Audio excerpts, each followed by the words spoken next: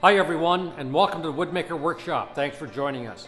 You wouldn't know it by looking at the shop in its present condition that at one time, not so long ago, it was in a state of utter chaos. Although the clip you are seeing now was taken before the restoration, it shows how cluttered and messy everything can get. Disorder and disarray come upon us by natural means, and we can't escape it. We have to take action to get it all corrected, and the job is magnitudes of order easier if you can move machines and equipment out of the shop or out of the way.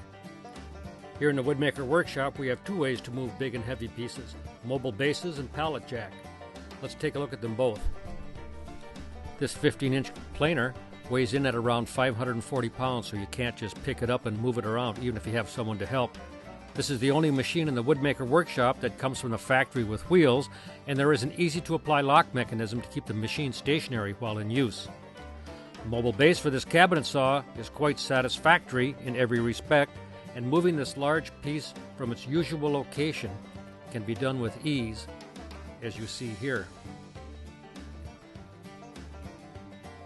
Our floor model oscillating spindle sanders weighs more than you might expect, close to 300 pounds.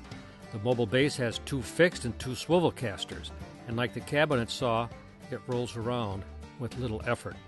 The sole drawback is that the swivel casters get in way of your foot placement. As we just saw, this edge sander base also has two fixed and two swivel casters. A pair of retractable feet keep it immovable while in use. The fixed casters can be turned 90 degrees if we care to push the unit in straight towards the wall, but it's best to keep any force applied during operation in a perpendicular direction. For that reason, we have chosen to put the unit against the wall in a manner similar to someone parking their car or truck, only we don't need mirrors and a lot of practice.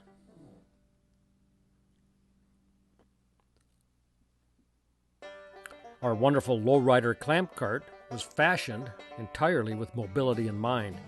Look for a separate video showing how we put that together. The 14-inch bandsaw sits upon a three-wheel base having a foot-operated lock mechanism. This machine, too, can be moved around the shop freely.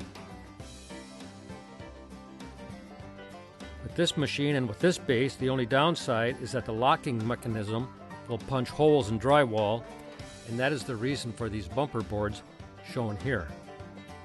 Let's turn our attention to the ways a pallet jack may be used in the shop. Here's a pallet. Here's a pallet jack. A pallet jack is intended to move loads on a pallet, of course. Here we have 10 40-pound bags. That's 400 pounds, able to be moved easily. But here in the shop, we move large and heavy items that are not well suited for a mobile base. Items like this outfeed table.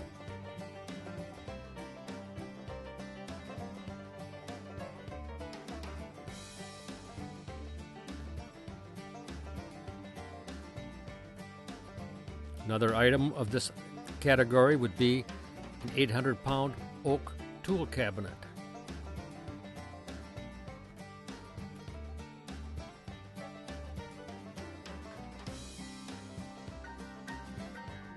You wouldn't think a mobile base with casters would be a good application for a floor model drill press, and we would agree. But a pallet jack base makes all the sense in the world, as it provides a wider and more stable foundation. And let us not forget the safety factor. Pallet jack makes moving a jointer effortless.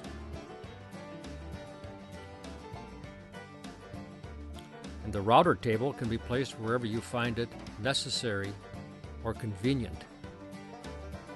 Only don't be a dolt and forget to unplug it. This benchtop drill press is older than your host, only it still looks good and works even better. We move it around as you see here. This apple box cart has 4 swivel casters, so it can be tucked out of the way when not needed. And this box of wood scraps rolls under the workbench on 4 fixed casters. Shoot, we even move camera gear around on casters, and we would never give that up. As we close, here's a pallet jack's perspective of the drill press base.